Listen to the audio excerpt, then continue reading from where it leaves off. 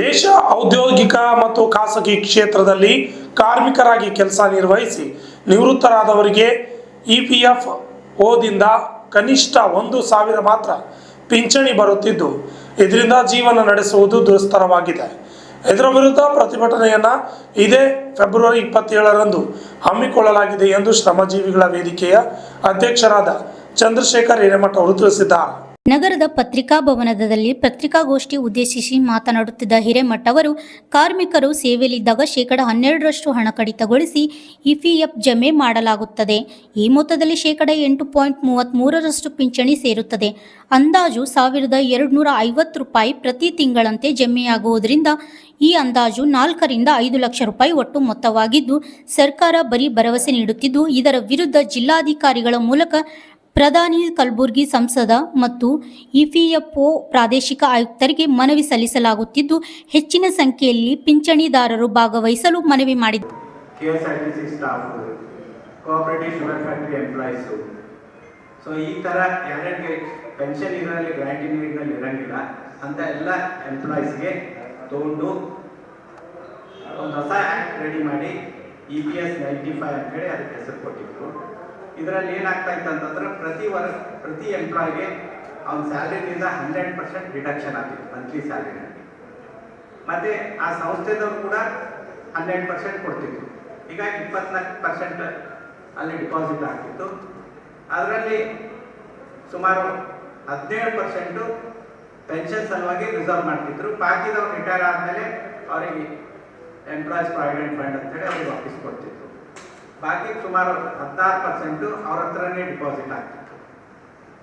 ಉದಾಹರಣೆಗೆ ನಮ್ಮ ಕಲಬುರಗಿಯ KDN medical college professors, MR medical college professors, engineering college unaided ಇರುವಂಥ ಪ್ರೊಫೆಸರ್ಸು, KSRTC ಸ್ಟಾಫು ಮತ್ತು ಸಿಮೆಂಟ್ ಇಂಡಸ್ಟ್ರಿ ಸ್ಟಾಫು ಇಂಥವರೆಲ್ಲ ಬರ್ತಾರೆ.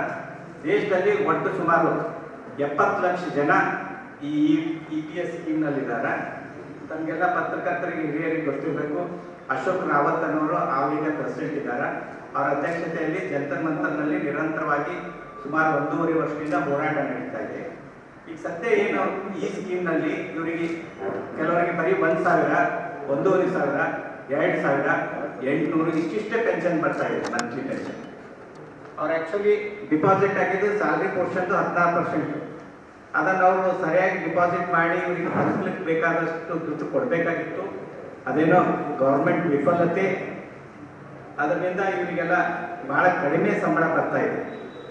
ಈ ಒಂದು ಪ್ರಮುಖ ಬೇಡಿಕೆ ನಮ್ದೇನಂತ ಹೇಳಿದ್ರೆ ಮಿನಿಮಮ್ ನಾವು ಹೆಚ್ಚಿಗೆ ಕೇಳ್ತಾ ಇಲ್ಲ, 7,500 ಇವರಿಗೆ ಮಂತ್ಲಿ ಪೆನ್ಷನ್ ಮಾಡಿ ಪ್ಲಸ್ ಡಿ ಎ ಮತ್ತು ಮೆಡಿಕಲ್ ಅಲೌನ್ಸ್. ಯಾಕಂತಂದ್ರೆ ರಿಟೈರ್ ಆದಮೇಲೆ ಎಲ್ರಿಗೂ ವಯಸ್ಸಾಗಿರ್ತದೆ. ಇದು ಕೊಡಿ ಅನ್ನೋದು ನಮ್ಮ ಭಾಳ ಪ್ರಮುಖ ಬೇಡಿಕೆ. ಸರ್ಕಾರ ಕಣ್ಮುಚ್ಚಿದು ಕೊಡಬೇಕಾಗಿತ್ತು, ಆದರೂ ಕೂಡ ಇವತ್ತು ಕೊಡ್ತೀವಿ ನಾಳೆ ಕೊಡ್ತೀವಿ ಅಂತೇಳಿ ವಿಳಂಬ ಮಾಡ್ತಾ ಇದೆ.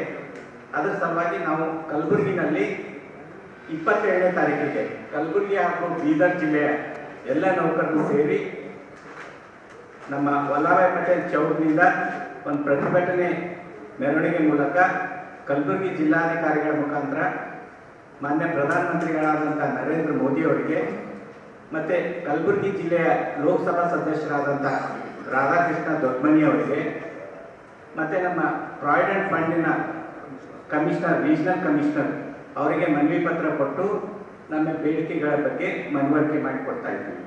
ಇವತ್ತು ಪತ್ರಿಕಾಗೋಷ್ಠಿ ಕರೆದ ಉದ್ದೇಶ ಏನಂತ ಹೇಳಿದ್ರೆ, ಇದರ ಅನ್ವಯ ಭಾಳಷ್ಟು ಜನ ಕಲಬುರಗಿನಲ್ಲಿ ಇದ್ದಾರೆ, ಅವ್ರಿಗೆ ಗೊತ್ತಿಲ್ಲ. ಯಾವುದೂ ವೇದಿಕೆ ಆಗಿಲ್ಲ, ಇಲ್ಲಿವರೆಗೂ ಪ್ರತಿಭಟನೆ ಆಗಿಲ್ಲ. ಅವರವ್ರ ಇಂಡಿವಿಜುವಲ್ ಎಲ್ಲೋ ಬಡದಾಡ್ತಾ ಇದ್ದಾರೆ. ಅದಕ್ಕೆ ಇದೊಂದು ವೇದಿಕೆ ಅಸ್ತಿತ್ವದಲ್ಲಿದೆ.